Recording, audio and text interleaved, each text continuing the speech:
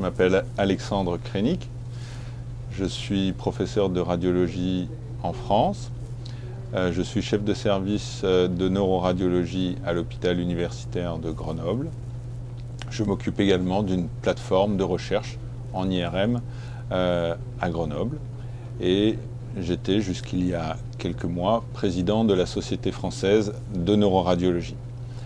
C'est à ce titre que j'ai eu le privilège de venir en Colombie, puisque l'année 2017 a été une année importante dans les relations entre la France et la Colombie, et que l'Association colombienne de radiologie a choisi la France comme pays d'honneur cette année, en 2017. Et donc la Société française de radiologie s'est tournée vers nous, donc la Société française de neuroradiologie, pour avoir des personnes volontaires pour participer à ce congrès. Et lorsque j'ai vu cette opportunité, je l'ai saisie, car je ne connaissais pas la Colombie et j'avais très à cœur de découvrir ce pays dont j'entendais parler depuis de nombreuses années,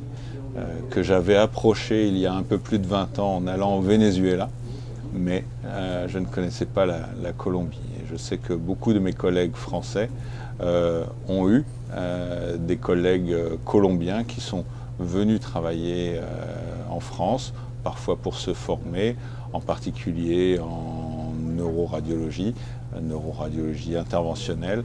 Et mes collègues ont toujours été très enthousiastes de la qualité des médecins colombiens qui sont venus à leur côté.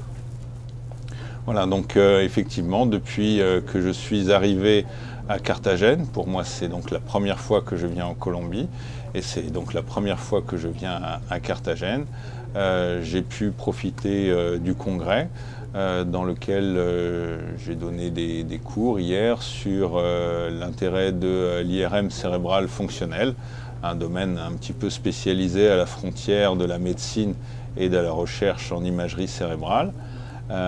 J'ai pu à cette occasion écouter des cours faits par ma collègue de l'hôpital de Bogota qui m'ont démontré que nous avions exactement les mêmes approches et nous avions les mêmes perceptions sur le diagnostic. En particulier, elle a évoqué la sclérose en plaques ou encore les encéphalites, les NMO et les malformations du cortex, etc. Et donc nous avons exactement les mêmes approches. Elle avait de très très beaux dossiers, et donc le niveau démontré au cours de cette séance était tout à fait d'un niveau international.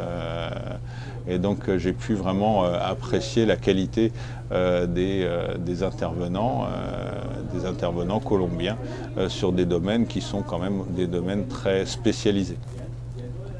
Et donc ce matin, j'ai eu le privilège de faire un exposé au cours de la séance plénière, ce qui est un véritable honneur. Et donc je remercie l'Association colombienne de radiologie de m'avoir offert ce privilège.